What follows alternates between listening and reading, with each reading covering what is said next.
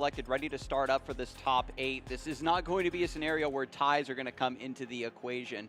We have to decide a winner here, and they're going to have extra time on the clock to do so. Get hyped. This is top 8 of our first regionals of the season for the 2022-2023 Pokemon. And there is just a concealed cards and a pass. Not what you want to see. No item cards to get other Pokemon out. Very, very slow start. And when you're up against Mew, at the very least, this one isn't known for its early aggression, but it still maintains that ability with the Battle VIP Pass to get an incredibly quick setup. Once Jeremy gets all the Genesects into play, just going to keep drawing all the cards. This is a situation that he's been piloting, throughout the last 48 hours, right? Just drawing tons of cards, getting this set up, having access to the cross-switcher technology to just bully the opponent down when they do get this slow start. You aren't worried about Meloetta, but, Mew is also a strong attacker in its own right. I wonder if there's a way to figure out how many times these Mew players have started that Battle VIP Pass turn 1 and figure out that percentage here. But getting that for your first turn is just so powerful, being able to just get those Pokemon for free, essentially. And once you get the Genesect off of the first Battle VIP Pass, if you're able to thin the hand down even more, you're drawing more cards, it creates this beautiful turn 1 feedback loop where you see so much of your deck. And overall, when we have the Mew decks popping off, especially in the mirror match like before, there's a lot of shuffling, a lot of card draw, and it kind of drags the timer down. And fortunately, having this extra buffer means that when so much is on the line for this match, the players can enjoy that extra time to think about their plays. Double Turbo comes down onto the Mew V. Avery just being used right now to draw some cards. Typically, you might want to save this to punish Makani for benching a lot of Pokemon as they try to set up that subspace swell attack, but just using it now to draw cards means Jeremy might be confident in the early tempo, the early advantage that he's able to generate, or potentially confident of having another Avery when they need it. Kermatic did flip tails for Jeremy there, but does have a quick ball, discards the boss's orders for a second Genesect V. So this is starting to look like the usual turn 1 that you want from this Fusion Strike deck. And really, it's all about that turn 2. Can you get that Mew VMAX in play? Can you get a knockout on a V and just continue the ball rolling? Seems to be the case. The hand is very, very small for Jeremy. The Fusion Strike systems haven't been used yet. Here's the first one for 3. Another Battle VIP Pass. That there means we the go. bench will be full on this first turn. And we saw a little glimpse of Jeremy's hand there. 2 Mew VMAX in the hand with a double turbo energy. So honestly, you couldn't ask for a better start. Glorious. And the setup has been completed now with Makani having such a slow start. When you're fighting from behind as a Palkia deck, it's so easy to run out of resources, to run out of ways to pivot to your next attacker. Sure, this Palkia V can evolve into a V-Star, but you need another Palkia V benched. You have to be able to get that set up. There's only 1 water energy in the discard pile, so the Star Portal isn't going to be an option to catch back up. Furthermore, once you do bench that Palkia V, it just becomes a target for cross-switcher. Exactly. And here's the second Fusion Strike system. So filling the hand yet again, and this is just an embarrassment of riches. Pokestop and a cross-switcher found off those cards, and we could continue to see Jeremy dig a little bit more here, but with how slow Makani's start was going and try to get an attack off. Makani actually not on Scoop Up net. Oh, yeah. Huh. It's in a play that I've seen so much because of the Sobble engine in the Palkia list, but this one is a little bit... oh, yeah, because it's the Barrel engine. So once you have that as your draw supporter, again, not being able to use that consistently resetting ability. So maybe Makani can get set up here with a Bidoof at the very least, and then Jeremy has to ask the question, do I chase down the attacker? Do I try to snipe down support Pokemon instead? How do you really want to approach this matchup to be aggressive or play towards this new Mew variant's ability to be a disruptive, annoying deck if it chooses? Irida in hand, though, for Makani, so they'll be able to search for a water Pokemon and an item. And it's looking like, yeah, Cross Switcher and Origin form Palkia V-Star maybe going for a big knockout on that Mew V with that double turbo energy. We'll have to see.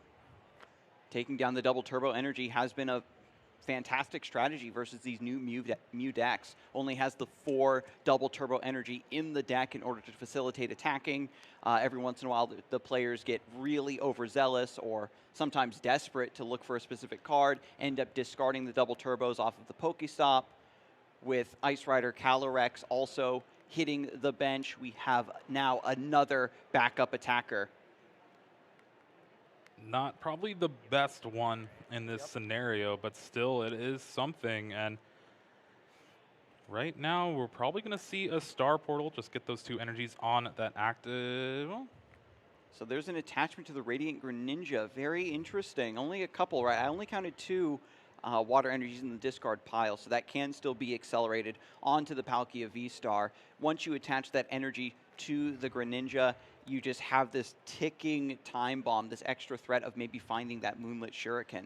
Well, with the Cross Switcher, you're going to need to retreat, so getting that third I energy see, in the discard just maximizes your annual attachments. 2 Melanie in the list for Makani, but you've got to draw into them. No Bidoof, no Barrel part of this equation yet. And with that choice belt, that is enough to take the knockout on the Ice Rider Calyrex V, and Cross Switcher will bring it up and put the Genesect V back to the bench. I appreciate that choice of the Ice Rider Calyrex. Its damage is not going to be able to be stopped, right? Yeah. With the bench so small for Makani, the Origin form Palkia V-Star has already been defanged. Trekking Shoes for Jeremy. Again, oh. Ooh, discards a double turbo. We talked about how important these can be, but I guess that Jeremy feels that he's so far ahead in this match about to take this knockout with Makani failing to complete the setup that the double turbo isn't a requirement. You still have 1 in play, a few more in the deck. So feeling pretty safe here to dig a little deeper with that Trekking Shoes. And you still got that 1 in hand, and then your copy of Silene as well to maybe get those back later on if need be. But right now, getting the knockout for Jeremy is the best possible thing, and then you just need to build up those power tablets to take the knockout on that Palkia V-Star. You see some players get punished by, running out of the energies, but you can't let what happened to other players spook you out of doing what you feel is the correct line.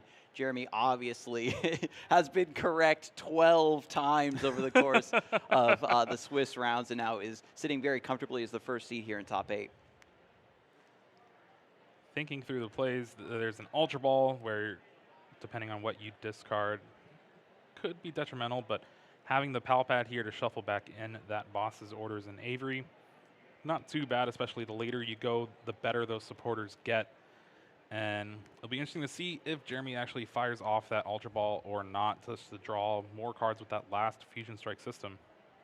The Avery, just a fantastic way to punish, right? As soon as Makani starts to get set up, we have the Avery to say, well, you've got to discard something now. Or I think we've seen it more often than not where Avery is just draw 3. Yeah, good old Hop or Chern. Any of the draw 3 supporters. Of your choice. But Rotom Phone looks at top 5. A lot of strong options to put on top here. Yeah, Power Tablet could be a card of choice for the next turn. You are also a little bit worried that Makani is going to have that Melanie Water Energy to take the knockout with some bench Pokemon. But you really just have to play to what you need to do to get this victory. And we saw Jeremy kind of put on the brakes a little bit earlier in the game, and now we can already see him shifting gears to solidify the position here. The Rotom Phone just putting the card on top. The Fusion Strike systems have all been expended for this turn, and the hand looks great. Going to take the open attack here, the Techno Blast, to get that knockout. 2 prizes from the Calyrex going down. Palkia V-Star gets promoted to the active. Nice Irida off the top, but now we've got another bench of the Lumineon V using its Luminous Sign ability to search the deck for a supporter card. And what do you think Makani needs off of this Lumineon? Well, you need to attack. So they're going to get that Melanie and be able to get an energy on that Origin form Palkia V-Star, attach for turn, and then hopefully take the knockout. You're going to have to do a little bit of math. I really don't want to do it right now, but we'll see. I'll trust them. Once you have the Melanie in play, not only are you attaching the energy, you're drawing some cards. And yeah, it's already being eyeballed here. Trying to just keep up at this point, especially with the Star Portal offline. This Origin form Palkia needs to take a knockout, get some prizes, buy enough time for the next attacker to be established. We want to hopefully see another Palkia V put onto the bench and get ready to evolve. Jeremy did, again, put that Avery back in, so the bench, if it is forced to get really wide on this turn, you're going to have to scramble, perhaps, in a future turn to get even more Pokemon to bench to power up the subspace swell. Trekking Shoes and Ultra Ball drawn off that Melanie are two pretty good item cards for Makani here. Just needing more Pokemon in play. It does have concealed cards, so continue the digging, but no basic Pokemon so far. Oh no, it's so difficult to get the knockouts from this position, even though Jeremy has a full bench. You know, it's both benches combined to power up the subspace swell, but you've also got to do your part here to come together to find this line. And look at this, having to discard the Bibarel just to find another basic. Makani still needs to make sure that they have a water energy in hand to attach to that active. Remember, the Melanie just got the one from the discards. Still has the attachment for turn. Ultra Ball most likely going to find a Bidoof. I guess you do have access to something like maybe a Crobat. Yeah, the list is got a very big toolbox. There's like Empoleon V in there, but it's such a struggle, especially not seeing the Bidoofs, not seeing the Palkias. And when you're trying to just scrape the bottom of the barrel just to put up some sort of offense, you're being forced to bench all of these Pokemon that are just prime targets for Jeremy to chase down with the cross switchers and with Boss's orders, with already 2 prize cards out of 6 taken. If Makani cannot respond on this turn, you're going to fall irreparably behind. And if my math was right, which it usually never is, but I do believe Makani needs a full bench to deal that 260. There is that choice belt, so I guess that is a little bit of a leeway here. Yeah, there's still a little bit of damage on this Mew VMAX from earlier, that Moonlit Shuriken. Makani was already playing towards this sort of position to have a slightly easier time to get the knockout on the VMAX, but without the proper setups of the Bidoof or another attacker just set up a little bit sooner, it has become very difficult to keep resources in hand versus having to discard key pieces through the Ultra Ball. Well, there is that 4th bench Pokemon and that choice belt that is enough to take the knockout through the Oricorio. And finally, Makani getting those 3 prizes, now up, essentially. But Jeremy still has the advantage in turns at least, but that 70 damage on that Mew V could prove very beneficial for Makani. And now there is the attachment onto the Mew V, the double turbo, and the evolution. So we've got another attack coming off of this fresh one. Power Tablet. Another Power Tablet already is assembling the pieces to knock out this Palkia V-Star. Here comes the Pokestop. We need to find a choice belt here. And there was the choice belt found. 3 cards drawn for that Pokestop. You love to see it. All the pieces coming together for Jeremy. Every Mew deck comes down to these sorts of combos, right? Having the choice belts and the power tablets. It's been so long where power tablets was just something you could burn for free to facilitate Fusion Strike system, but now this deck truly needs them to hit the attacking numbers that it requires. Pretty interesting to see the cross switcher there, but pulls up that Lumineon V. It's going to be an easy knockout, but you're losing the benefit of those power tablets. Yeah, might just go for a retreat back into the Mew VMAX. Jeremy coming up just a little bit short on the math, perhaps. Wants to get an easier KO to chase up something else for the knockout. Again, this Calyrex V, also a nice target. That was the first source of Jeremy's prize cards. I guess we are digging for one more power tablet. You can copy that Psychic Leap attack and shuffle back in that Mew VMAX, so there's no way for Makani to take the game next turn. So this is going to be a big Cramomatic heads. Cramomatic heads. This is going to find that final power tablet. But then you run the risk of, if Makani is able to take out your Mew V, then you're just going to be so far behind. Yeah, when the Mew V goes down, it's just, the Lumineon V is already an easy knockout. The map that Jeremy wants to go for is fine, but you're leaving this Origin Form Palkia V-Star set up. And I think this just goes back to Jeremy playing this in a much more methodical and cautious manner, not wanting to take the risk of going all in towards taking down the Palkia and coming up short, and then just leaving this attacker in the active. Do you think Lumineon V might be left stranded here while Jeremy kind of recouples and redoubles his resources here, builds up for a better attacking position, but then you're just missing out on the power tablets? Yeah, dealing 190 with Psychic Leap will be able to take the knockout, and maybe Jeremy's just focusing in on that Echoing Horn to finish off the game, bring back the Lumineon V, take the knockout with the boss's orders. And this is just going to be really risky, leaving that Mew V in play by itself and that Origin Form Palkia V-Star with 2 energy. When you go for the Psychic Leap, the Mew V is just going to shuffle itself and all of its attached cards back into the deck, so you aren't missing out on the double turbo energy. But then you have to find something to promote. You're leaving this damaged Mew VMAX in play that Makani maybe can still chase down.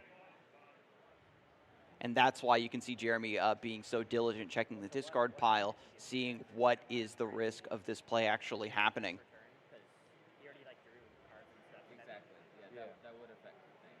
And we still a little bit of a discussion going on at the table with the Mew deck. There's a lot of sequencing, a lot of cards drawn. Sometimes things can get quite mixed up. Just making sure that everything has happened the way it needs to. Again, the table judges are trying to work through it here. But the way this turn has been set up, Jeremy would hopefully get that Mew VMAX out of harm's way, back into the deck. And just gotta pray that Makani doesn't have that boss's orders. It looks like... this is my 3rd turn, actually, I'm certain. Because he went first. He Palkia, Greninja, attached past. I went second, attached. Yeah, so there is a little bit of discussion at the table. They're just retracing the steps here of the turn to make absolutely sure that everything has gone according to, proper rules, proper gameplay. I certainly didn't notice any direct errors. I know there's probably some eagle-eyed viewer that maybe spotted something, whatever the judges are discussing at this point. But they'll get it resolved as well. And, of course, there'll be a time extension to make up for this little, lapse in gameplay. I think Makani's trying to figure out if there already was an attachment for the turn or if there was a double attachment. But I do believe that the double turbo energies have been in there. Okay. Jeremy already had it in hand, got the attachment turn 1, attachment turn 2, discarded the one with the trekking shoes, I believe. Okay. And then with that, we have the board state where it is now, but the players are still trying to figure it out there. Yeah, it's very difficult. Like I think it's honestly happened a lot on the stream where Mew, especially this new build, that's not just going for turbo and a very direct attacking style, going for something that wants to be more methodical, a little bit more disruptive. There's a little bit more in that sequence that you have to keep track of, and sometimes 2 supporters, a double attachment. Depending on how the turn is passing back and forth. But here in top 8, we can see we have 2 judges at the table, and looks like they are going to make absolutely sure that everything is going, properly at this point. Still 50 minutes left in the round, left on the clock. And when we evaluate the board state as it is, Jeremy was already gearing up for a fantastic turn with Makani being in a position of still at least having the Origin Form Palkia V-Star available as attacker, but the downside of Lumineon V and Ice Rider being in the discard pile to just be brought back with Echoing Horn to be those final 2 knockouts. Yeah, this is how the Palkia versus Mew matchup plays a lot in general is the player who gets to take that first knockout really just sets the pace of play for the game. You're going to take those 2 prizes, then you're going to get 2 prizes taken, then you're going to take 2 prizes, then they're going to take 2 prizes, then you're going to win the game. That's hopefully how it draws out the way Makani has played this game. They chose to do the Moonlight Shuriken, get the 70 damage on both Mew V, and then that way you can soften them up with the VMAX and take the knockout a little easier. Yeah, going for that 2-3 prize Pokemon prize mapping is very bold. This list with the Mew VMAX, because you aren't being so specific about Fusion Strike energy, being able to attach your double turbo to get the retreat on a Genesect, you know, like classic Mew, you strand that Genesect to buy yourself some time. You have more play and more flexibility there with the attacks that you decide to use. And it's just having access to these extra options adds another layer of complexity to the game. And here in top 8, these players are still very well oiled, I would say, at this point. You know, you've put your reps in. They had that nice break before the end of the final Swiss rounds, before top 8 began, to really recenter themselves. And at this point, it's just an abundance of caution from the judges to just make sure that there's not a double attachment here, because it would mean that this Mew V in the active will not have the double turbo energy on it, correct? Yeah. But it would mean a little bit more because there's some cards drawn with Fusion Strike system. There's cards being found, so we'll just wait and have to see how things shape up here. This is top 8 though, so there's 75 minutes plus whatever time extension will come from this. And you got to remember, even though you got that little 20-minute break or so, this is still top 8. You've been playing all weekend. Nerves are going off. Both of these players, it's their first top 8 out of regionals. And so, now, while you can't excuse mistakes like that, it's definitely something that could happen.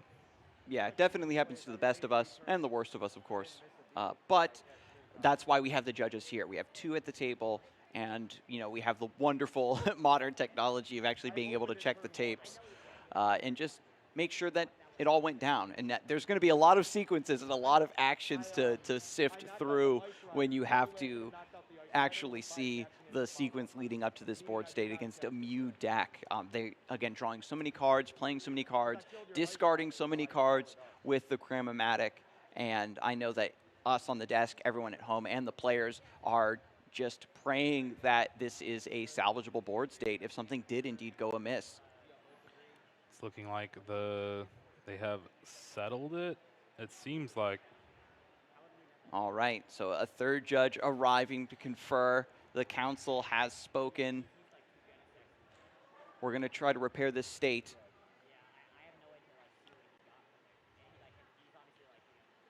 So it does look like there was. So there is a bit of a rollback happening indeed. Yeah. And now it's just a matter of if it is possible. Maybe there can be some sort of hand randomization from the judges, some things shuffled back in. Fortunately, with the footage we have available, we can see what was drawn. It's just a matter of, you know, player information at this point.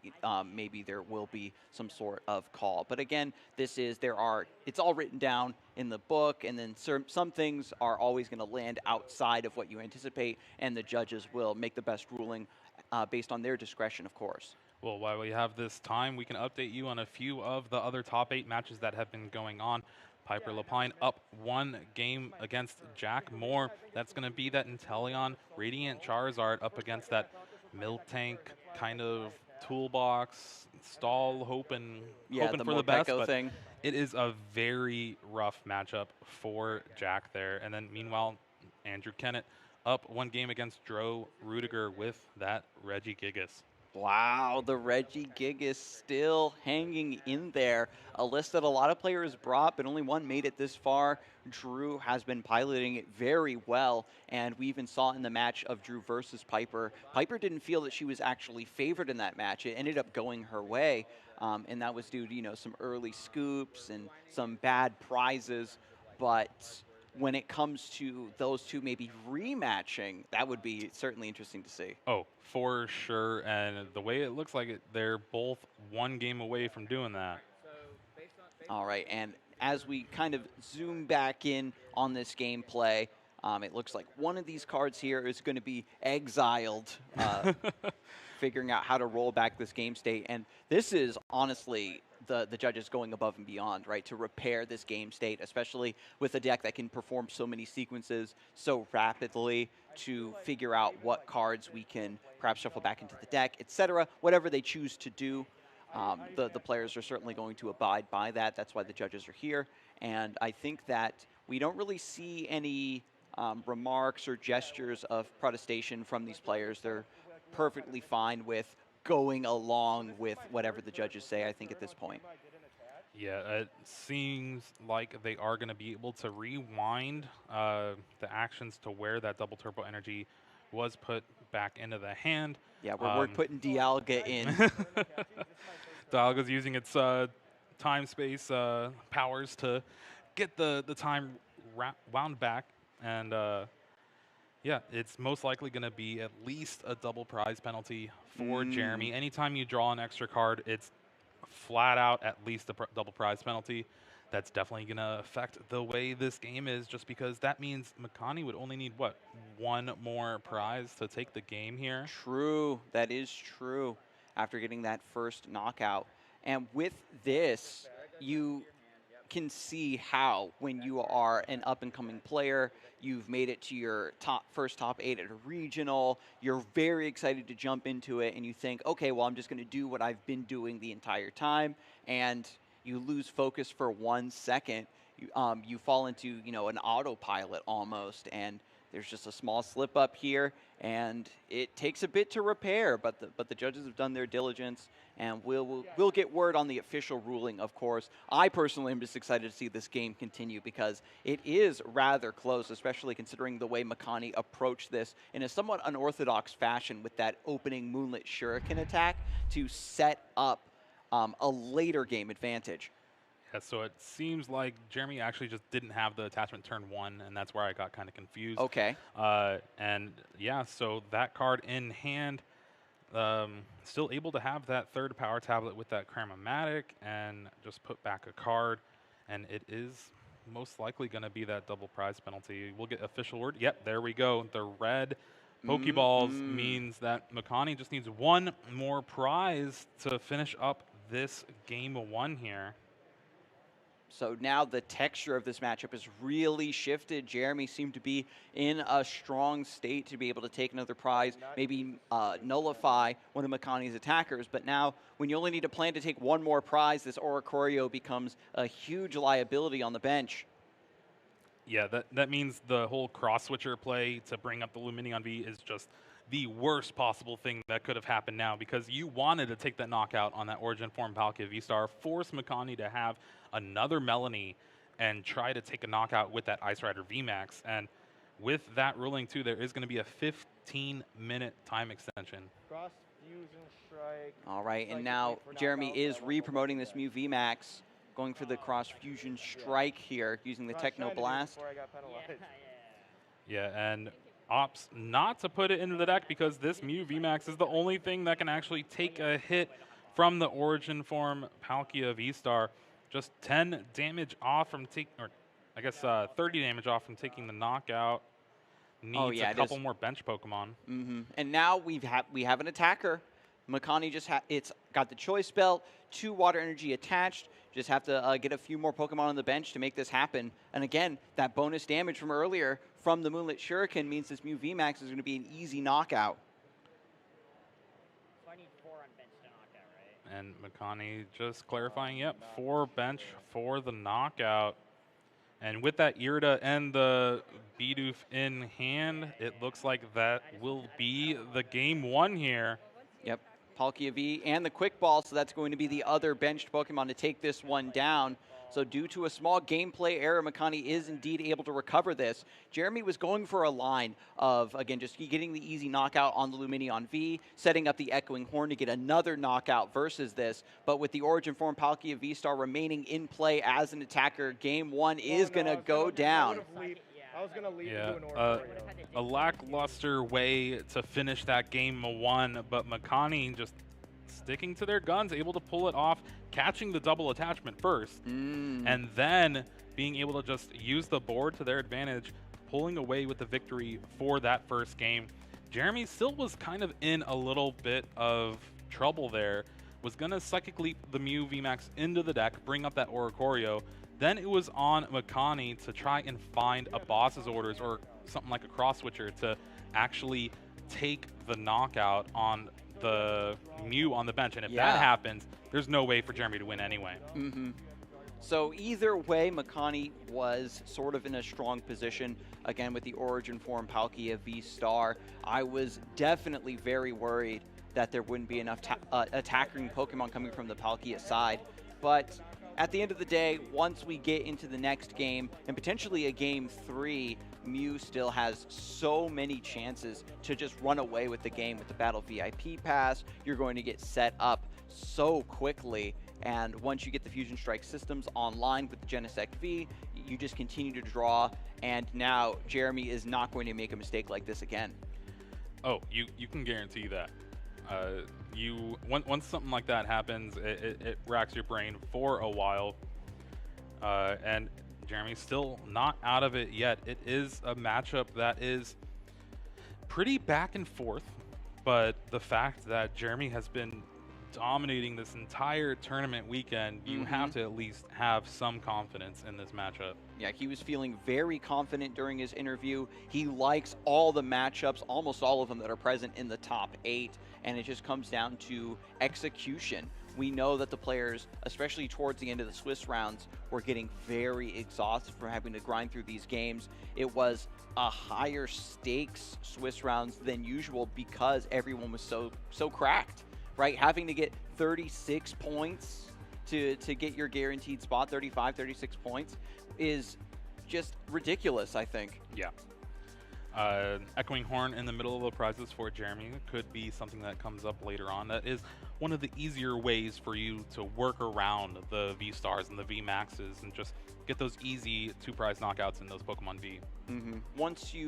Usually when you have the Echoing Horn play, you're planning for it when you have 4 prizes remaining. And we'll see once Jeremy looks through the deck and sees that the Echoing Horn is in the prizes, if he'll take that big bet. After taking the first 2 off of a V or V-Star KO, do you take that bet, well, my next 2 will be Echoing Horn and just play towards that out, or will it be too risky? We've seen Jeremy kind of opt to approach these matchups in a much more cautious fashion. One of the 2 Origin form Palkia V-Star in the prizes for Makani here, but Jeremy starts off this game 2 of our top 8 with another Battle VIP Pass. Yeah, you love to go first with this list, of course. Battle VIP Pass right off the top, going to complete the setup. We've seen this time and time again. Genesect V going to be found. Jeremy, of course, taking this opportunity to evaluate the prize situation. Nothing too scary in there. Meanwhile, Makani is feeling much more relaxed after getting that win in game 1. You have a buffer now. Take the game 2, or if it goes to game 3, especially with this time extension, you're going to have plenty of time to still make sure you're thinking. No need to go for like any wild turbo plays. Tails on the Cram-O-Matic, however. Tails is never what you want to see, but it's still early, turn 1. It's fine. Yeah, it's definitely better to have it happen early than later in the game when you need that heads to find that one missing piece, that final power tablet, or that cross switcher that you need to take the final KO or bail yourself out of a bad situation. Especially when you're completing your setup, it's just a very easy way to thin down the hand. And, Rotom Phone is available, but we need a few more Pokemon to bench in order for these Fusion Strike systems to really come alive. You're going to have to work around, thin down the hand a little 2 bit. Genesects being revealed from the Rotom Phone. So Jeremy has a bit of a interesting line once again where you can play it slow, put the Genesect on top, just relax for a turn. Well, you got that Pokestop in hand, so that's a way to thin the hand down without shuffling the deck. And with that, draw the 1 card, which is that Genesect. Then you just continue on with that Fusion Strike system. All right, Pokestop will be set up. Honestly, this stadium has added so much weird textures to the lineups and the matchups, where decks that normally wouldn't, even be running the stadium can still make use of it, a bit like Training Court. And then you have to take that big risk of, oh, but what if I discard something important? But with this Mew deck, of course, you're drawing so many cards that maybe you just don't care if you discard something important from time to time. Ultra Ball was the card found from the Rotom phone, though, so it's still a Genesect, just in an awkward way. Discards that double Turbo Energy, the extra one from the hand, and now Genesect full power almost, drawing up to 4 cards. There's another Battle VIP pass. Doesn't mind discarding the double turbo because there is one attached. Final Battle VIP pass to complete the setup. And now all we need is the Oricorio, and that is indeed found. Looking like a pretty good start here for Jeremy, but again, we said that last time. It's going to be up to Makani, see how their start is going to be for this game 1 of this game, or turn 1 of this game 2. Was this one used, or did I kill it? Yeah, double checking the Genesect to make sure if it's been used or not. There is one more Fusion Strike system available. And again, Jeremy just triple checking, like, I haven't used this one, right? And we saw earlier, players even turning their Genesect Vs upside down to indicate that they've been used, and or players putting the used Genesects way off to the side to directly indicate, because you are kind of weaving them in with your turn, so sometimes it is hard to remember all of it. But back over to Makani, gets the quick ball here. Discarding a Water Energy, you love to see. And from here, you have to say, okay, do I want to find Radiant Greninja, draw more cards? Do I want to get an attacker with Origin Form Palkia V? A very split path being offered here. And we saw Makani kind of, again, take a line that we weren't really anticipating with that early Moonlit Shuriken. And we'll see if they want to replicate that same sort of game state. It's going to be interesting for sure. Looking like maybe the Lumineon V could be the Pokemon of choice for Makani. That would open up a play for Irida, getting that Battle VIP pass maybe. And from there, you get fully set up. This quick ball turns into 4 Pokemon. Yeah, already pulling those cards to the top here. Going to get the Lumineon and go back in for the Irida and Battle VIP pass. A much stronger setup for Makani here to get those Bidoofs as well, get the Barrel Engine online, get some more card draw, have more resources to respond to this Mew setup. Jeremy has consistently demonstrated this exact distribution of Pokemon on the bench every single game. It's looking like that Origin Form Palkia V is going to be the Pokemon that Makani chooses, and then that Battle VIP pass grabs that Bidoof, like you were saying. You want to get that B-Barrel Engine up as fast as possible. That's really the one way Makani can get through their deck. You can utilize your Ultra Balls drawn later on in the game to grab your V-Stars and V-Maxes, and then just draw back up to 5 cards. Both players, yeah, just demonstrating these loops of thinning the hand down and having to be very specific about the way they use the resources. Because once you've discarded something or maybe burned something, failed a quick ball just to get it out of your hand and discard something, it's gone. Now, look at this full setup here for going the Radiant Greninja, but getting a lot of attacking Pokemon in play, plenty of things to pivot to. It's going to be difficult for Jeremy to chase down the proper target while also feeling safe. If 2 Mew VMAX go down, Makani will take this second game. Missing the energy attachment for the turn, though. Makani does have that Melanie in hand to go along with a Training Court, but you don't want a Training Court bring back the energy to attach, because then you can't use your Melanie for next turn. So yeah, leaving the Water Energy in the discard pile, super important to still continue to plan ahead. We can see Makani also has that Raihan in hand. Another way to attach from the discard pile. So strong. Again, using the Melanie, the Raihan, and the Star Portal all in combination to make sure that you're able to quickly set up another attacker, especially when you're behind. You need that catch-up potential. This is kind of an awkward Avery here. Avery. Because Makani's going to discard that Lumineon on V 100% of the time. And yeah, now just getting rid of the Ice Rider, focusing on that Origin Form Palkia V for the bulk majority of this game. Yeah, the Palkia V sometimes can be a little clunky to hit the numbers that you need, but because Jeremy is playing a deck that has no choice but to fill up its bench almost, you can reliably count on this extra damage for the subspace as well. Meanwhile, Jeremy with the trekking shoes finds the Cramomatic and pulls a heads. That heads is huge. That means Cross Switcher is going to be an out for Jeremy. He'll be able to retreat, Cross Switcher, bring up that Palkia V, and then take the knockout thanks to that choice belt. And this is exactly where you want to be in this match. After so many attackers were set up, the Avery and Cross Switcher play somehow allows Jeremy to nullify so much of Makani's threat potential. It went from a full bench to now just 2 Pokemon on the bench. Yep, and there it is. Mew V comes up and then retreats back into the Mew V Max. Can now use its Cross Fusion Strike. Once, of course, these Genesects are also expended. Yeah, able to do all that without really using Fusion Strike system. That is pretty good if you ask me. Yep, Mew V Max also found here. A few more ways to thin down the hand with a Quick Ball. Nice Choice Belt available as well. Going to get rid of the second Pokestop. Look through the deck, fail his Quick Ball. Yep, just going to quickly shuffle here. I believe still has the option for Pokestop, or did he already use it earlier on in the turn? Actually, I don't think the Pokestop has been used this turn. Let me double check. Let me think. Let me roll it back in my mind. Let's look in the Mind Palace. But this, of course, this is exactly the sort of situation that the players are faced with, right? Wait, did I use Pokestop? You got to stop and ask the judges. Jeremy's going to be playing double cautious here. The Pokestop, I believe, was found, right, to get the Cramomatic or the trekking shoes? It might have been for the trekking shoes, yeah. So at the very least, at this point, I don't even know if Jeremy would go for it. If I ever forgot, I'd be like, I'm not even going to try for the Pokestop. Are you guys sure if I... Yeah, Jeremy is making full use of the judges here, using their eyes to make sure that his turns are absolutely immaculate. And with that second energy attachment, there is the Cross Fusion Strike for the Technoblast, taking the knockout. And this has been a pretty rough turn 2 for Makani here. All right, Mysterious Tail, though. Mew still in the active.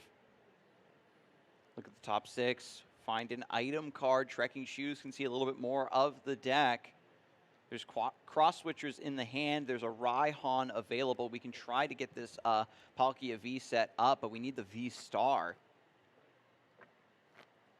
Does have access to an Ultra Ball, but Ultra Ball is most likely going to find something like that B-Barrel if you really need it. You can grab the V-Star with that same Ultra Ball, but then you're just really on the back foot. No B-Barrel in play. You have no real engine to speak of. And that presents a really interesting split idea of, do I want to take a slightly less guaranteed play, but is more rewarding from an efficiency standpoint? Trekking Shoes does find a Quick Ball, however, gets rid of the water energy, slowly just putting everything into the discard pile, setting up for Star Portal to come swinging back in. Still a lot of work needs to be done to get this Mew VMAX up. Finally, Radiant Greninja hits the scene, so a little bit more draw power available. And who knows if Makani will go for that Moonlit Shuriken attack now that there's 2 Mew VMAX in play, and try to pave the way for Palkia V to kind of come back into things. Still with the Raihan in hand, you have plenty of ways to get your next attacker powered up with that ability once Mew or Radiant Greninja goes down. Training Court finally hits the board, and it's just such a great combo with this Radiant Greninja being able to pick up a water energy from your discard and then discarding it for that concealed cards. And now with a little bit of extra cards to play with, gonna discard that Choice Belt, which is quite unfortunate with that Ultra Ball, but now we'll be able to find what's looking like that Origin Form Palkia V-Star. And with Makani choosing the V-Star over the Bibarel, again, just going for a guaranteed attacker, not saying, well, I'm going to get the Bibarel and then try to just naturally draw into it after thinning the hand down.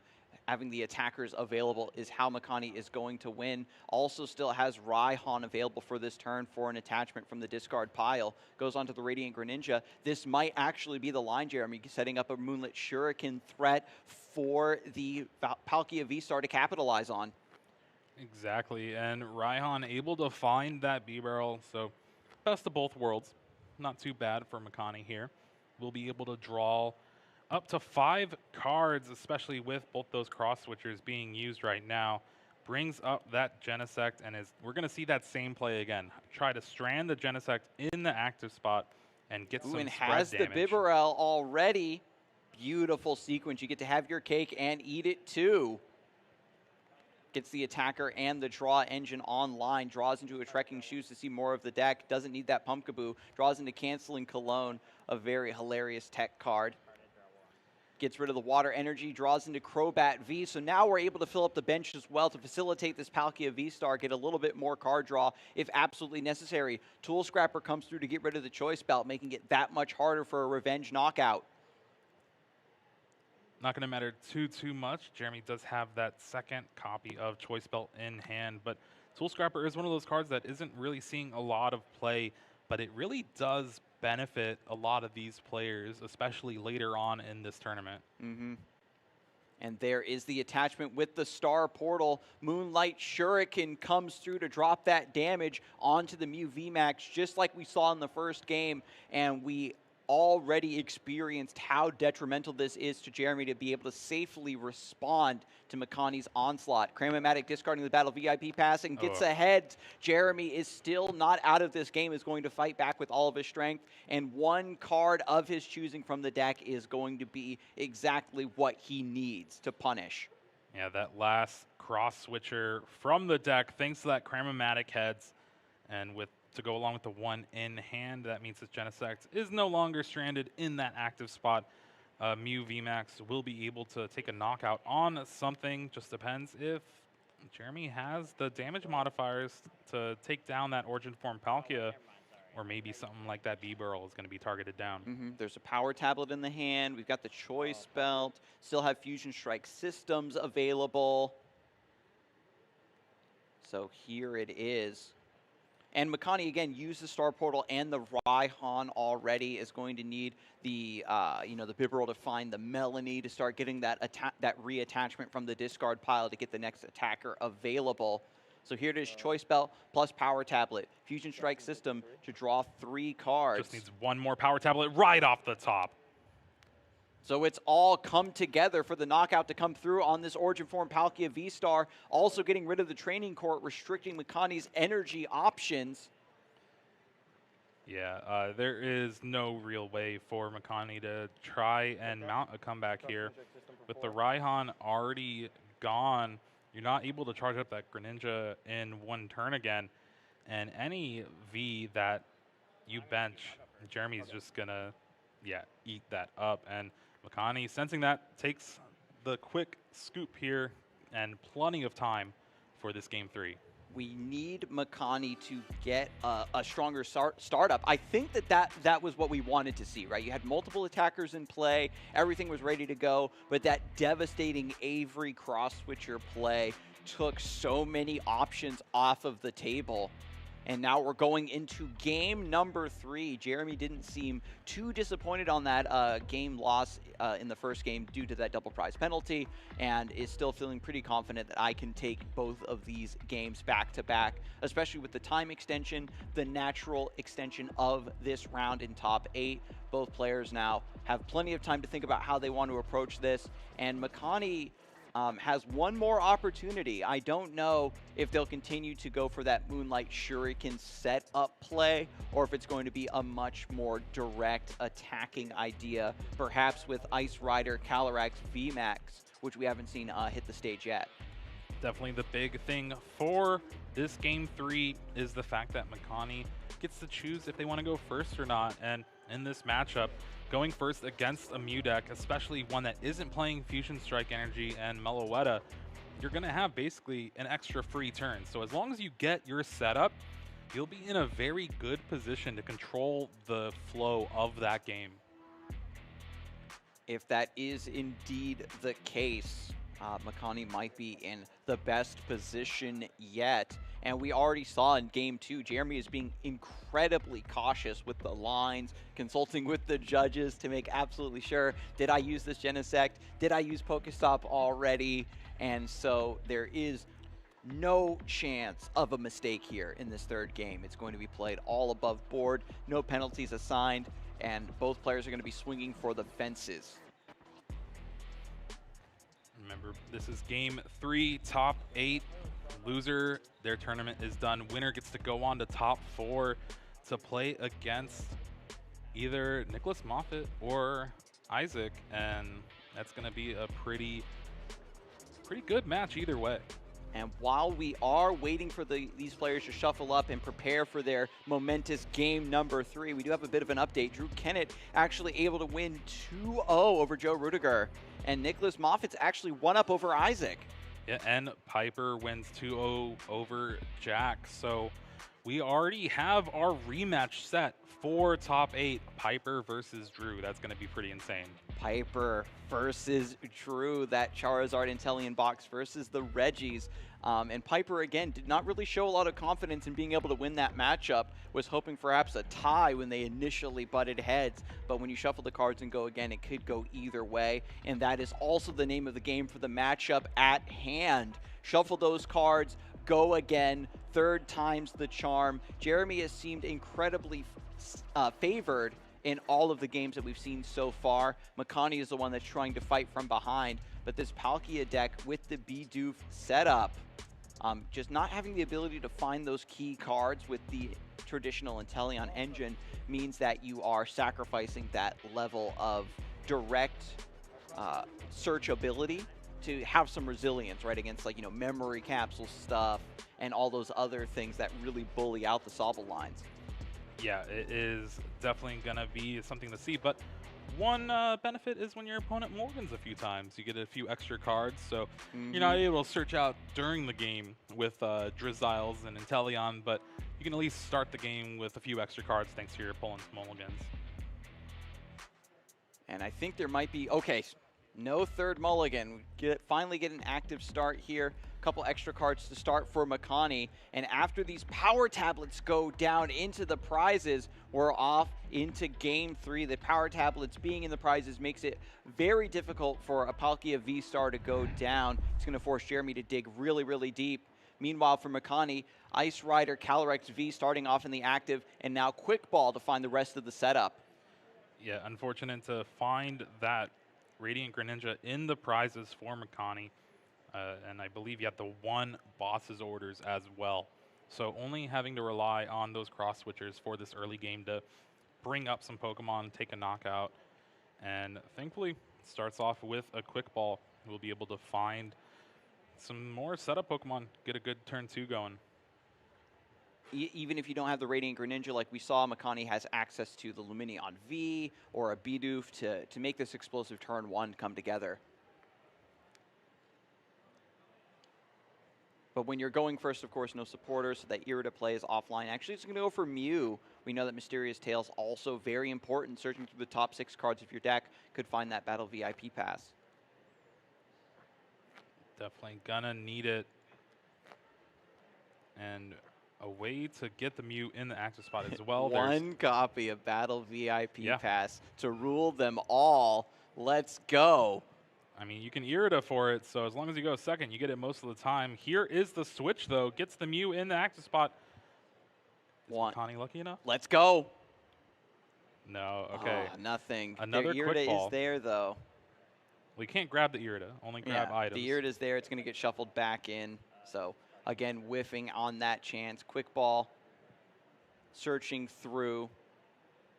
Finds the origin form Palkia. It seems like Makani has been offered these really awkward situations where you want to get a certain board set up. You want to focus on certain Pokemon being properly set up ahead of time, but has been forced to adapt on the fly constantly to get attackers in play, to maintain threat potential. And now in game number 3, this is probably, you know, the most cobbled together plan yet, with no Radiant Greninja, no ability to get the Battle VIP pass turn 1, just a couple attackers and a Bidoof against the world.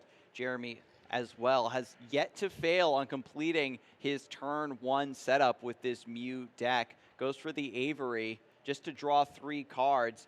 Did it come together? Do you see a quick ball to go along with that Mew V? But it's going to be a little struggle of a turn. Maybe a Cramomatic Heads will be able to find that Battle VIP pass. But I do like the way Makani started their turn, fetching out that Mew. You know it's actually going to stick around for a turn because with the way Jeremy has their Mew V built, Mew VMAX built, it's impossible to take a knockout turn 1. Okay. And when you have the Mysterious Tail available, that's just a couple more cards that you can see to really turn the tides of this board setup. And because there was not that overbenching, you know, the Avery didn't force any discards like we saw in game number 2. And there's the Cramomatic into a Tails. So Jeremy finally struggling to complete the setup after all this time. I think Jeremy needed a shuffle from the quick ball. Ah, I see, I see. Yeah, I was anticipating going back in, so it didn't shuffle right away. I like the confidence. I like the confidence, you know? Like, I'm going to flip heads on this Cramomatic, so I'm going to go back in. And Makani was like, no, you're not. But now this this hand is getting thinned down pretty severely. Rotom Phone to put a much-needed card on top. Trekking Shoes looking pretty nice. Oricorio's there as well. 4 bad cards. Ultra Ball still gets things going here, I believe. Yeah, so Jeremy has to evaluate, do I want to discard, you know, these cards in my hand, or can I save them for later? Jeremy has so consistently got the setup, but already demonstrated, especially in the first game, how cautious of a player he is willing to maybe try to take a turn off just to see what the opponent does, to wait and get a setup. This Mew deck is based more, again, on disruption and reacting to the opponent rather than trying to brute force a game plan. There's the Genesect V for 1, and it was Oricorio off of the Rotom Phone that was selected. Already having the Ultra Ball in hand, all right. We'll have to discard a Cross Switcher here and the Oricorio. But finding that other Genesect, you have to do it, and it's rough, but you have to. Pulls the trigger on the Ultra Ball to get the Genesect V, draw it back up to 4 cards. We know that the Oricorio has been so important just because it forces Makani to have that extra little bit of a resource in order to hit those knockout numbers. But Jeremy, I guess, is feeling that with, you know, this Moonlight Shuriken play that we've been seeing consistently, the Oricorio protecting the Muse isn't really going to be that big of an issue. So now drawing cards, another Ultra Ball for more thinning. And another Cross Switcher hits the bin for Jeremy. And having to discard 2 in 1 turn, not where you want to be, but you got to do what you got to do. Get those Fusion Strike systems in play, draw some cards, and set up for what potentially could be a pretty good turn from Makani. Jeremy being forced to make some very tough decisions around these discards here to complete the setup. I think that the last 2 games have shown that Jeremy, even though he wants to be a bit more cautious, needs to respect the threat potential of this Palkia deck, so wants to have a strong base, a strong way to draw more cards and respond to the aggression from a Palkia V-Star and Ice V. 3 Cramomatics, a Silene, and the Mew VMAX for that Rotom Phone. Calling and no one's answering. The Mew VMAX could potentially just be the card to put on top, and then you pass the turn, maybe retreat to a Genesect. Not too sure, but looks like maybe that Rotom Phone could be the card, or the Cramomatic could be the card picked. Cramomatic certainly would be a big gamble. Here in the top 8, sometimes you need to take some big risks when you know what your opponent is up to, especially in, again, this 3rd game. Yeah. Making sure. Making double checking, you know, that this final Genesect V hasn't been used yet. So we can draw 2 more cards from this position. And opting not to play that Pokestop 3 cards, down. right. Oh, those Battle VIP pass come in a little too late. They are fodder for this Cramomatic that was grabbed, and it is a Tails once more. And this hand has been a little awkward for Jeremy here, while he has drawn through a ton of cards this turn. Yeah, and Makani just evaluating the discard pile, seeing the trail of broken dreams that were left behind from the Ultra Balls and these Cram-O-Matics. Adam, have you gotten a chance to look at Makani's hand? I just want to say, that's a pretty good hand.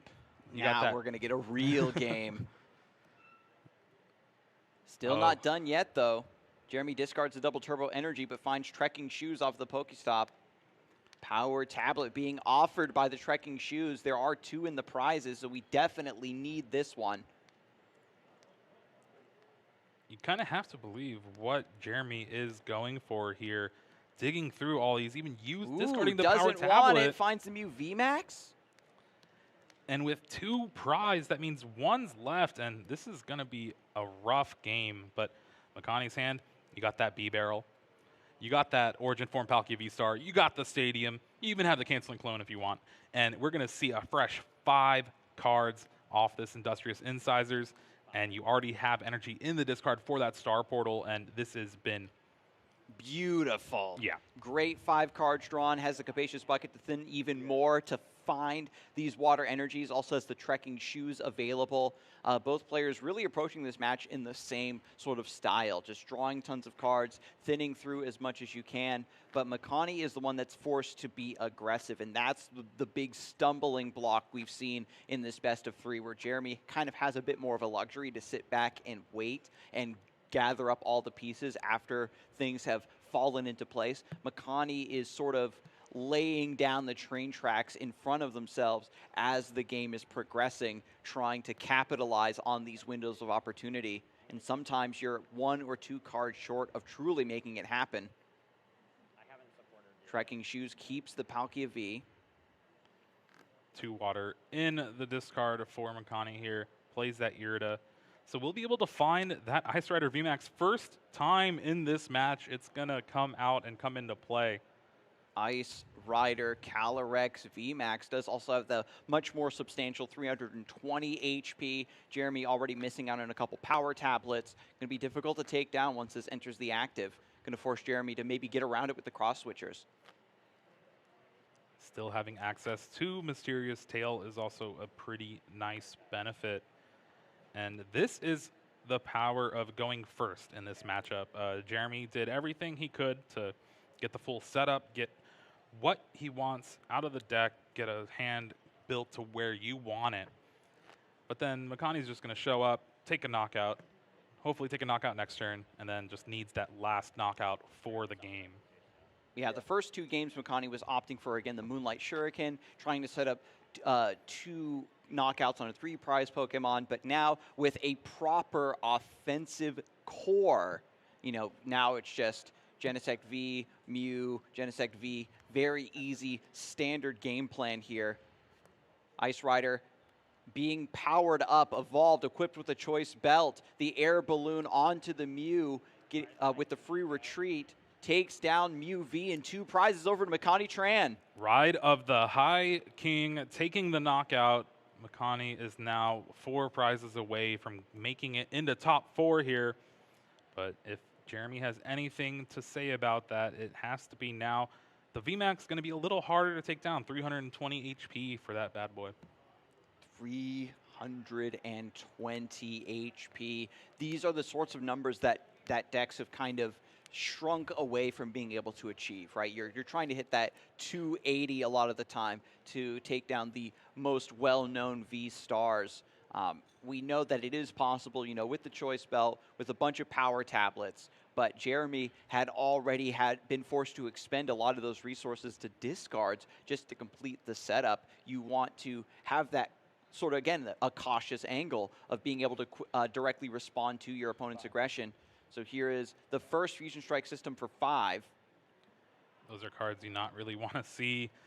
Double Boss's Orders, Cross Switcher, Battle VIP Pass, and a double Turbo Energy. So a lot of gusting available for Jeremy here.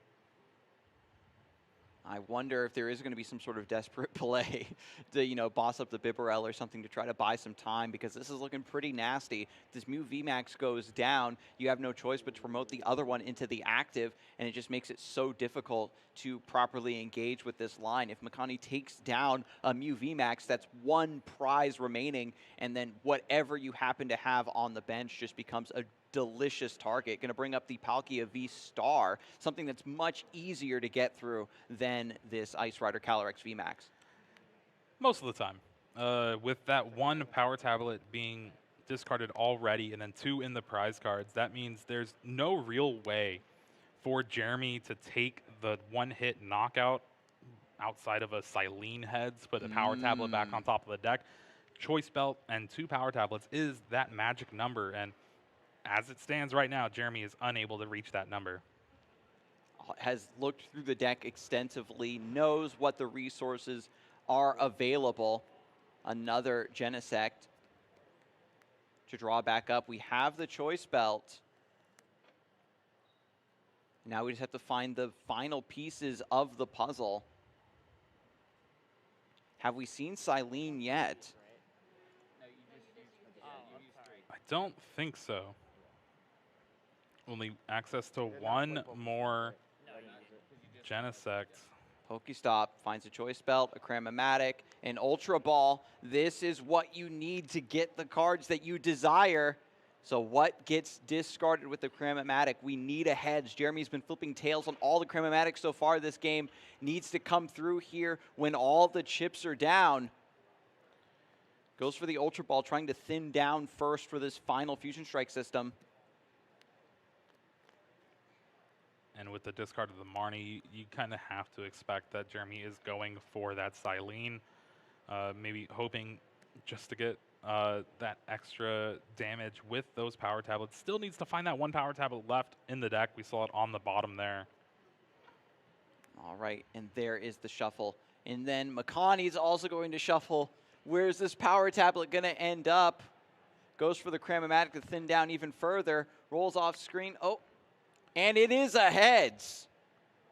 Wait, so. Oh, I'm sorry. I was playing it like I was Silene. I'm sorry. No, I'm sorry. you're good. Oh, yeah, just so he ran rolled it. twice because Yeah, I it was thought good. the other dice roll was Okay. like invalid, but Yeah. he rolled twice no, as no, though no. it was a Silene. Again, this is an incredibly Wow. high-pressure situation for Jeremy, so that's understandable. You can see he's already thinking about the Silene, and once you're zeroing in on a play like that, you start to hallucinate a bit. Well, the hallucinations came true. It wasn't a mirage. Silene was on top of the deck at least, so Cards in hand? oh, it's going to be rough because there's only one power tablet in the discard. Jeremy was unable to find the other one and might have to rely on Pokestop finding 2 power tablets off the top of the deck, one with Silene and the other just... Do you have the time to wait one more turn? The Pokestop was already used. Is that double boss? No, so the cross switcher Okay. brought okay. up the Origin Form Palkia. The boss will bring back that Ice Rider Calyrex VMAX. Now I'm just paranoid. And with that, it is a Technoblast to deal some damage, but it is very scary for Jeremy here. Makani is in full position to really take control of the game. Star Portal still is available to them, and honestly, yeah, it's looking brutal. Yep, going to fill up the bench here. We still have a damaged Ice Rider in the active. Again, we're 3 prize cards, so this is an angle for Jeremy to kind of come cracking back into this game, but already the prize map is looking a bit dubious. You get this 3 prize knockout, then a 2, then a 1, but are you going to have time, especially with Makani already ahead in prizes and tempo here? Ultra Ball finds a second Bidoof for the bench, most likely. Yeah, again, just filling up, facilitating this boosted bench damage once this Origin Form Palkia V-Star comes back up into the active. We'll see if Makani does want to retreat this, Well, you or got if that you're just going to boss's go for the orders. big. If you're going to go for the big shot. Double checking the discard pile again. A lot of precious resources already used by Jeremy. 5 cards left in deck, 5 in hand. Boss's orders going to bring up what looks like, yeah, that Mew V and this Ice Rider will be able to take the knockout, or even a retreat to the Palkia and Star Portal will be able to take the knockout here. Ride of the High King knockout. And Yep, so there it is, Ride of the High King. 2 more prizes for Makani Tran. just one knockout away from punching their ticket into top 4 here. And especially with so many Pokemon on the bench, no longer is the Origin Form Palkia V out of the equation. The Averys were discarded long ago in order to complete the setup, so now there's no bench limiting potential from Jeremy. We've got Mew VMAX in play. We can have access to Techno Blast, but we're still relying on a couple more power tablets to finish off this Origin Form Palkia V-Star. Silene, Tails, Silene, Tails! Oh. Those cards will remain in the discard pile. No power tablets to get back. That has to be rough. Was probably hoping to grab an Avery, maybe try to set up for next turn or something. But there's still the power tablet in the deck. Finds it here off the Trekking Shoes. Yeah, I don't think there's going to be a next turn, Adam. Knockout taken here with the Cross Fusion Strike. Yep. Of course, smartly promoting the Mew. So you get the Mysterious Tail, but just has the full bench. Just needs to quickly set up for this Palkia V-Star. The Star Portal has not been used this whole time, and you can really see it's like night and day, having to use the Star Portal just to desperately hang on. There is that second cross switcher, and with that and the Star Portal ability from that Origin Form Palkia V-Star, that is going to seal it up, and Makani Tran moving up into top 4 here at Baltimore. Wow. And who would have thought Ice Rider going to make a showing going in top 4? So amazing. This Mew deck has put up such great numbers for Jeremy over the course of the game. But here in top 8, Palkia with the Ice Rider technology is the way to do it. We've talked about it before, Jeremy, where the Palkia decks just struggle so much to reach their numbers. And they're like, okay, well, I'll run Choice Belt, and then I'll run Leon, and I'm going to run Echoing Horn. But no, if you just have a backup attacker to build around, it just makes it a lot easier to have a split threat against your opponent. And a lot of players, after seeing how Worlds shaped up, they took a look at these Ice Rider lists and were like, wow, this actually has a very well-positioned part in the metagame going forward for this tournament. And Makani is showing off